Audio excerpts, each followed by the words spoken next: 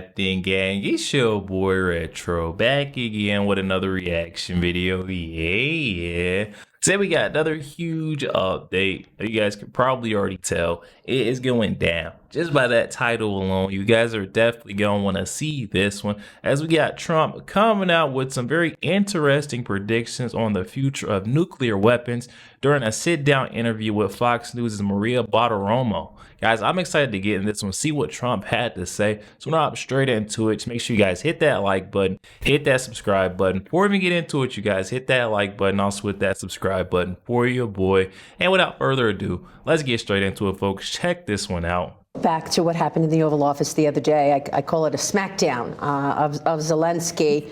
It looked really rough, but then again, at the end of the day, you may have your deal back. So was that all the art of the deal, or what specifically ticked you off? Well, you know, he was able to, it was like taking candy from a baby, what he did. He's a smart guy. Yep.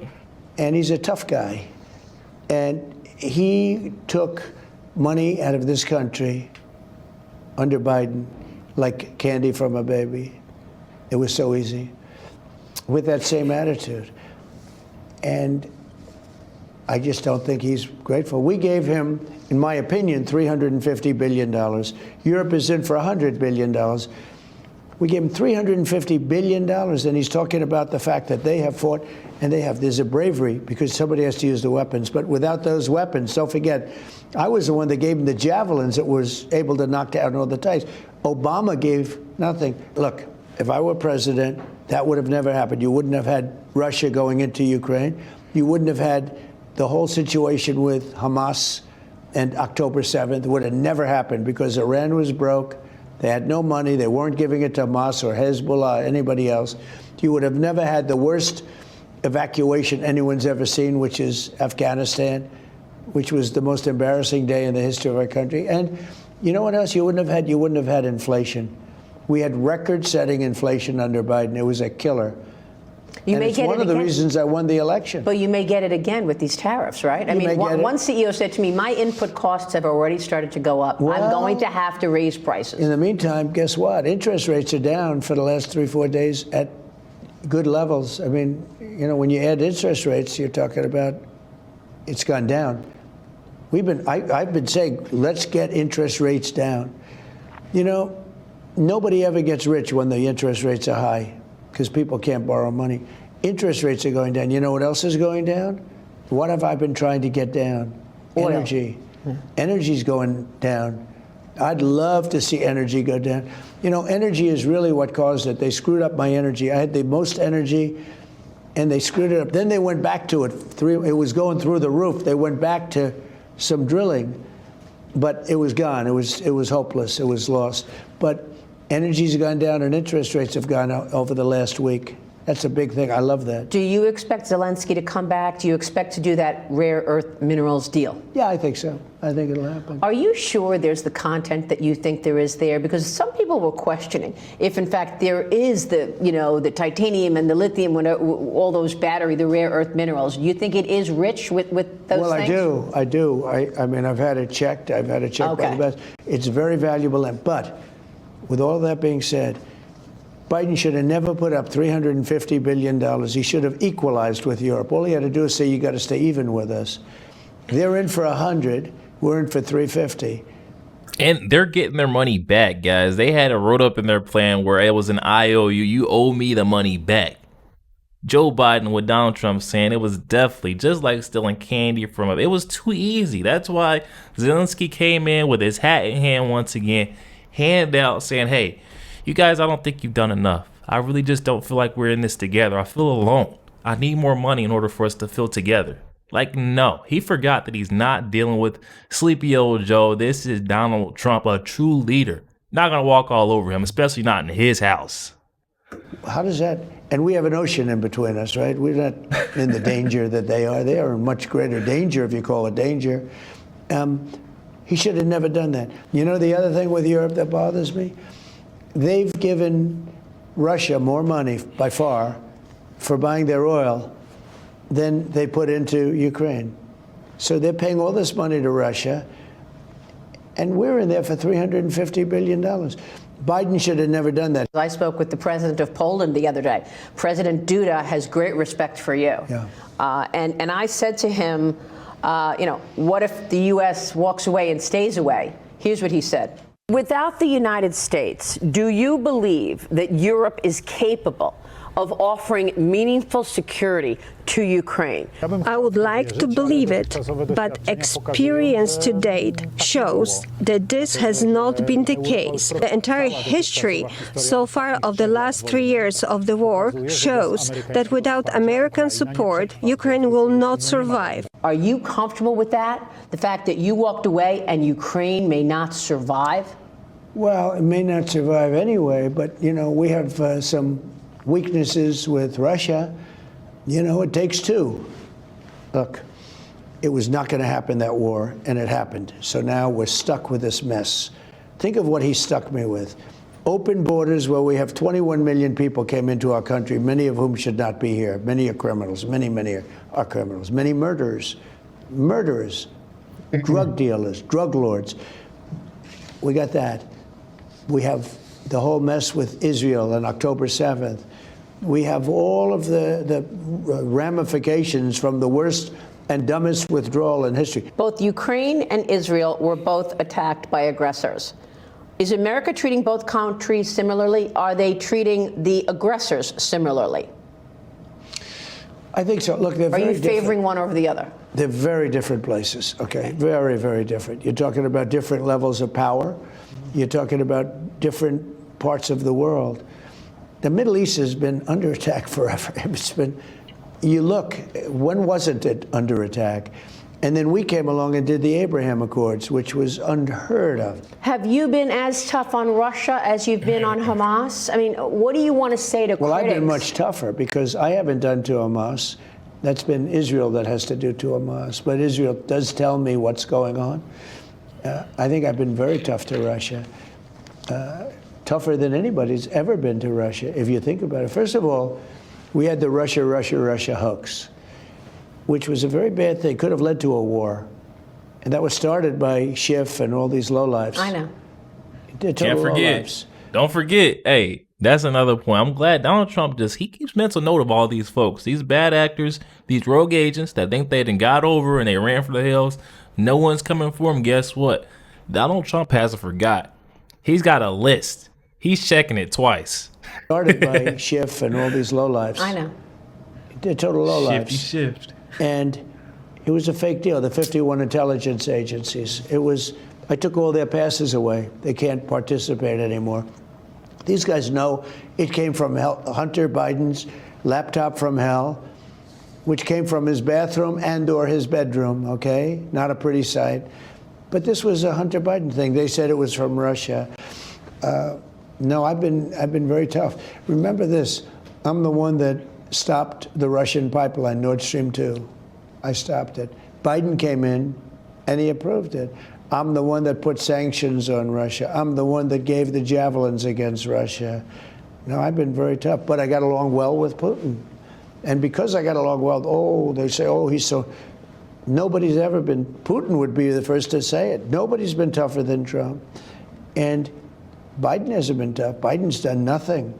He was a weak, pathetic man. So is there anything else you want to say to the critics who say you chose a side in the Ukraine-Russia story, and that's Russia? Because, you called Zelensky a dictator and you had the fight. Nobody has been tougher on Russia than Donald Trump. Nobody. And they know that. They know that. Just look at the things I just told you. The pipeline, I stopped it. The biggest job they've ever done was the pipeline, Nord Stream 2. Nobody ever heard of it until I came along. They were building it happily. They were going to supply Germany and everybody else all over Europe. And what did I do? I stopped it. The biggest economic job they've ever had, I stopped it. Biden got in. On the second day, he approved it. He said, let it go forward. It was totally stopped. Just that one thing alone tells you everything. No, I was tough. At the same time, I got along with Putin. I got along with Kim Jong-un. I got along with President Xi. but nobody was tougher like on. You gotta admit it. These are folks that, you know, Joe Biden and Kamala Harris were not able to meet with, definitely not able to reason or get things across with. Donald Trump is a deal maker. He's a businessman at the end of the day. He knows how to speak to anyone.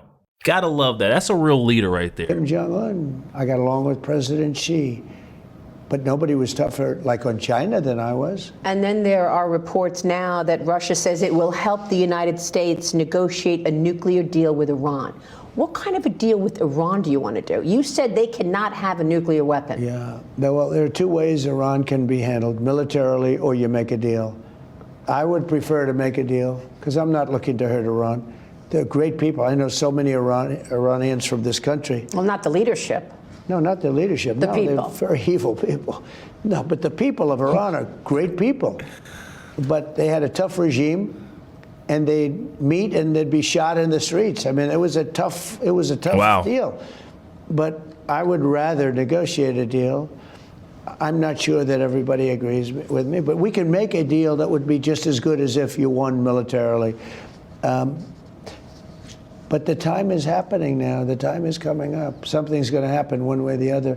I hope that Iran, and I've written them a letter saying, I hope you're going to negotiate, because if we have to go in militarily, it's going to be a terrible thing for them. You wrote a letter to the Khomeini, the Yes. leader? When did you send the letter?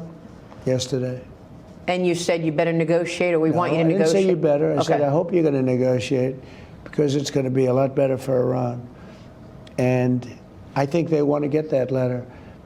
The other alternative is we have to do something, because you can't let them have a nuclear weapon. You said you wanted to do the Golden Dome. You've got a lot of ideas for America.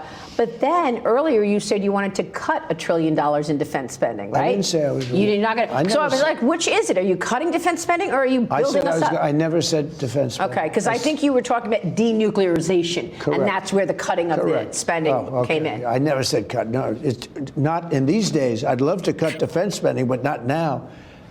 Because you have China, you have Russia, Yeah, I'm you have a glad to lot hear of you say it, problems out there. No. Look how quick-witted Donald Trump is, though. I know Biden. Think about him. He can't remember what he said yesterday, what he had for breakfast. I mean, come on. Donald Trump was like, hold on, wait. I never said anything about cutting our defense spending that budget. You got to think about what times we're in. I'm thinking about adding to it. I mean, that beautiful Golden Dome. I'm so excited. I can't wait to see that thing well, not in effect, but when they actually put that thing up, that'll be insane. I mean, we've seen what it did over there for Israel. That's like the way you could just see the interceptions. I was like, what the heck? Yeah, we definitely need one of those. I think Donald Trump, we watched that together, and we all seen that clip and said, hey, it would be nice if we had one of those in the United States. We're going to get one of those when I'm in that seat as president. And I'm excited to see him, carry that out. He hasn't stopped mentioning, so it means he truly believes we're going to get a Golden Dome, anti-missile kind of a defense system. If you guys haven't seen that yet. In fact, No, what I have said is we spend a lot of money on nuclear missiles, nuclear weapons. The level of destruction is beyond anything you can even imagine. It's just bad that everybody has to spend all this money on something that, if it's used, it's probably the end of the world. wow.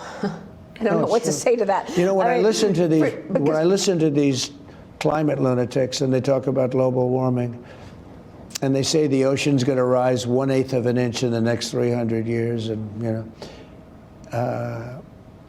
and nobody ever talks about nuclear weapons or some of the other things, but the nuclear weapons in particular right now. And they talk about the climate, and they talk about the dangers of the climate, but they don't talk about the dangers of a nuclear weapon, which could happen tomorrow. They say in 300 years, I watched Biden for years say the existential threat. He loved the term existential threat. Our greatest existential threat is from the climate. And I said, no. Well, the greatest is sitting in shelves in various countries called nuclear weapons that are big monsters that can blow your heads off for miles and miles and miles. And they never mention that. Yo, there we have it, y'all. Can we all just take a moment to pray for peace? So we all know that nuclear escalation is the greatest threat that we face today. And it sounds like Donald Trump is all for peace. He does not sound like he is one warmonger leader. He is not for it. He's saying, hey, I've spoken with Iran. I've sent them a letter. I'm trying to do this the right way. We don't want to get our military involved. We're just trying to come to a deal. I love that about Donald Trump. He is a very common sense man in all aspects. He wants the peace, the betterment, not for just Americans, but for everyone around the globe. He doesn't want to see people harmed. He knows the grave threat that is actually posed by these nuclear weapons. Really exciting to see him, speak on all of this, and it's refreshing. It's very refreshing to have a true leader in office, someone who's able to articulate what's going on in their mind, what's going on behind the scenes, and what's been said, or any updates. I love that, man. I truly do. Something that we did not get. Very rarely did we get with the Biden administration, guys. But definitely hop in the comment section. Let me know your thoughts. What are you guys thinking of all of this? The comments are open. Also, make sure you guys hit that like button, hit that subscribe button. If you'd enjoy more content like this, catch you guys on the next one.